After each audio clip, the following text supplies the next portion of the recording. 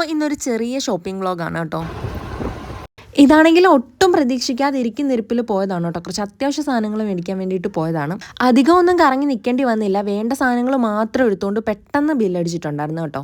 മെയിനായിട്ട് കുറച്ച് pant മേടിക്കണമായിരുന്നു, track suit. അതിന് വേണ്ടിയിട്ട് വന്നതാണേ.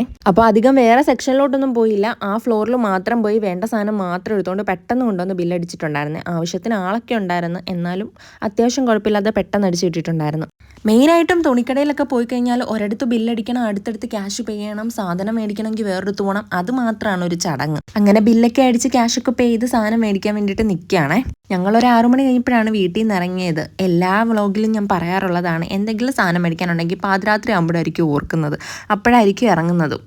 ഈ ലൈറ്റ് ഉണ്ടോ, ഈ ശരിക്കും പറഞ്ഞാൽ ഈ ഫ്ലവറിൽ ആ ലൈറ്റ് അടിച്ച് നിൽക്കുന്നത് കാണാൻ നല്ല ഭംഗിയുണ്ടായിരുന്നു കേട്ടോ. ഞങ്ങളുടെ വീട്ടിലാണെങ്കിൽ ഇതിൻ്റെ കുറേ ഫ്ലവർ ഉണ്ടായിരുന്നു. ഞാനത് ഔട്ട് ഓഫ് ഫാഷൻ ആയെന്നും പറഞ്ഞെടുത്ത് കളഞ്ഞതാണ്.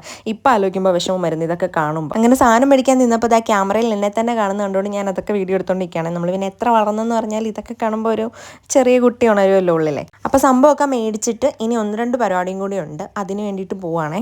അപ്പോഴത്തേന് രാത്രി ആയിട്ടുണ്ടായിരുന്നു. പിന്നെ കടയിൽ കയറി കഴിഞ്ഞാൽ നമ്മൾ സമയം പോകുന്ന അറിയത്തില്ലല്ലോ, അത് വേറൊരു കാര്യം. എനിക്കിതൊക്കെ കാണുമ്പോൾ സെഡ് അടിക്കും കേട്ടോ. എന്താണെന്ന് വെച്ചാൽ ഒരു സമയത്ത് ഈ കിങ് ഫുഡ് കോർണറൊക്കെ നമ്മുടെ സ്ഥിരം സ്പോട്ടുകളായിരുന്നു. ഇപ്പം അങ്ങനെ വരാറൊന്നുമില്ല.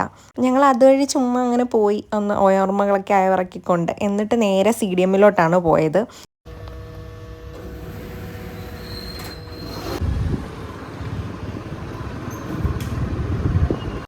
അത് കഴിഞ്ഞിട്ട് പെട്രോൾ പമ്പിൽ പോയിട്ട് പെട്രോൾ അടിക്കാനായിട്ട് പോയതാണേ. പെട്രോൾ പമ്പിൽ പിന്നെ പെട്രോൾ അടിക്കാനല്ലാതെ വേറൊന്നിനും പോത്തില്ലല്ലോ, ഞാൻ എന്തൊക്കെയാണല്ലേ ഈ പറയുന്നത്. അപ്പോൾ പെട്രോൾ അടിച്ച് കഴിഞ്ഞിട്ട് ഒന്ന് എയറും കൂടി ചെക്ക് ചെയ്തിട്ടുണ്ടായിരുന്നു കേട്ടോ. മെയിനായിട്ടും ഈ പകലൊക്കെ പോകുന്നതിനെക്കാട്ടിലും തിരക്കും കുറവാണ്. രാത്രിയിലാകുമ്പോൾ സമാധാനമുണ്ട്, വെയിലും ഇല്ല. അതൊക്കെയാണ് മെയിൻ കാര്യം. പിന്നത്തെ കാര്യം എന്ന് പറഞ്ഞു കഴിഞ്ഞാൽ ആ സമയമാകുമ്പോഴായിരിക്കും ഞങ്ങൾക്ക് എപ്പോഴെങ്കിലും ഒന്നെങ്കിൽ സമയം കിട്ടുന്നത്, അല്ലെങ്കിൽ പിന്നെ എന്തെങ്കിലും ഓർക്കുന്നത്. അങ്ങനെയൊക്കെ എന്താണെന്ന് അറിഞ്ഞുകൂടാ. മിക്കവാറും വ്ളോഗിലൊക്കെ ഒരു 5 മണി കഴിഞ്ഞിട്ടുള്ളതായിരിക്കും എവിടോട്ടെങ്കിലും ഇറങ്ങുന്നത്. ഇത് ശരിക്കും പറഞ്ഞാൽ ഒരു വ്ളോഗെന്നൊന്നും പറയാൻ പറ്റത്തില്ല, ഒരു മിനി വ്ളോഗ് എന്നൊക്കെ പറയാം അല്ലേ. അങ്ങനെയൊക്കെ പറയാൻ തൽക്കാലം. അപ്പോൾ അത് കഴിഞ്ഞിട്ട് ഞങ്ങൾ നേരെ ഓച്ചറിലോട്ടാണ് പോയത്. വീട് വരെ പോകേണ്ടതെന്ന് ആവശ്യം ഉണ്ടായിരുന്നു കേട്ടോ, ഓച്ചറ വീട് വരെ. നമ്മൾ ശരിക്കും പറഞ്ഞാൽ ഇപ്പോൾ ഓച്ചറിലോട്ട് പോകുന്നത് ശരിക്കും കൂട്ടുവാതുക്ക പാലം വഴിയാണ്. ഇതിപ്പോൾ കായംകുളത്ത് വന്നു കഴിഞ്ഞപ്പോൾ ഈ റൂട്ട് പിടിച്ചിങ്ങി വന്നതാണേ.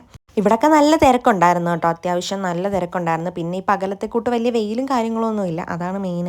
ഇനിയിപ്പോൾ കുറച്ച് നാളും കൂടെ കഴിയുമ്പോഴത്തേനും ഭയങ്കര തിരക്കായിരിക്കും. കാരണം നമ്മുടെ 28 ഓണം വരുമല്ലേ. എല്ലാവരും പറയുന്നതൊക്കെ കേട്ടില്ലേ, ഓച്ചറക്കാരുടെ ഓണം ശരിക്കും ഓണമല്ല, 28 ഓണം ആണെന്ന്. അപ്പോൾ നമ്മൾ അങ്ങോട്ട് പോകുന്ന വഴിക്ക് തന്നെ ആണെങ്കിലും ഒരുപാട് കാളമൂടുകളൊക്കെ ഉണ്ട് കേട്ടോ. ഞങ്ങളുടെ കാളമൂട് ഞാൻ കാണിച്ചു തരാവേ. ശരിക്കും ഞാൻ നിങ്ങളെ കാണിക്കാന്നൊക്കെ പറഞ്ഞ് വന്നതാണെങ്കിലും ഞാൻ ബ്ലിങ്ങായിപ്പോയി കേട്ടോ. കാരണം വെട്ടമില്ല. ഇവിടെ കളയുടെ പണി ഒരുമാതിരി ഒന്ന് ആയി വരുന്നതേ ഉള്ളൂ.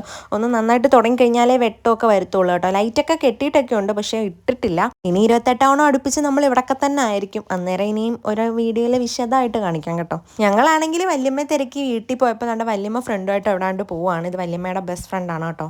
അപ്പോൾ നമുക്ക് എന്തായാലും വീട്ടിൽ നിന്ന് ഒരു സാധനം എടുക്കാനുണ്ട്. അപ്പോൾ നമ്മൾ അങ്ങോട്ട് പോവുകയാണ്.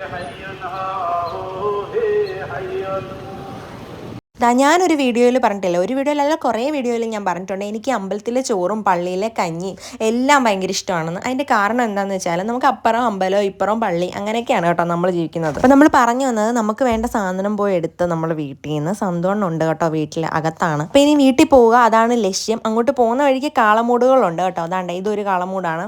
ഇവിടുത്തെ നന്ദികാശൻ്റെ പണിയൊക്കെ ഏകദേശമൊക്കെ കഴിഞ്ഞിട്ടുണ്ട്. ഇനി ശിരസൊക്കെ വെച്ചാൽ മതി. ശിരസൊക്കെ വെച്ച് കഴിഞ്ഞിട്ട് ഭയങ്കര ഒരു ലുക്ക് തന്നെയാണ് കേട്ടോ. അതെല്ലാം അങ്ങനെ തന്നെയാണ്, ഭയങ്കര രസമാണ്. അപ്പം നമ്മൾ അങ്ങോട്ട് പോയത് ഹൈവേ കൂടെ ആണെങ്കിൽ ഇങ്ങോട്ട് വന്നത് പാലം വഴിയാണ് കേട്ടോ. അതാണ്ട് പാലത്തിൽ എൻ്റെ പൊന്നെ അടിപൊളി ലൈറ്റൊക്കെ ഉണ്ട് കേട്ടോ രാത്രിയിൽ. സംഭവം ഇത് കളർ ചേഞ്ചിങ് ലൈറ്റ്, മറ്റേ ഫസാഡ് ലൈറ്റിംഗ് അങ്ങനെ തന്നെയല്ലേ പറയുന്നത്. കേരളത്തിലെ ആദ്യത്തെ ഫസാഡ് ലൈറ്റിംഗ് ബ്രിഡ്ജാണ് കേട്ടോ ഇത്.